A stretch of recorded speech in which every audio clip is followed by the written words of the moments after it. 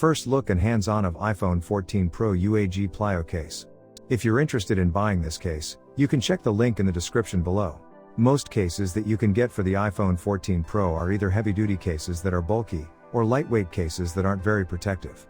So you have to choose which feature is more important to you, excellent protection or a svelte design? Plyo is that just right sort of case that offers great protection without bulking up your phone in a major way. There are cutouts for the camera, speakers, lightning port, and mute switch. The sleep wake and volume buttons have button covers that are satisfyingly clicky. All iPhone 14 Pro functions including wireless charging, work within the Plyo case. A slightly raised lip around the edge of the case protects the iPhone 14 Pro screen, in case you're placing it face down. Because the case is slightly flexible, it's easy to put on and take off. Thin iPhone 14 Pro cases tend to be more aesthetically pleasing, while thicker cases tend to be more protective.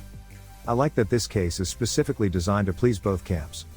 The thoughtful design packs about as much protection as possible in a relatively thin package. I like that this covers all the bases.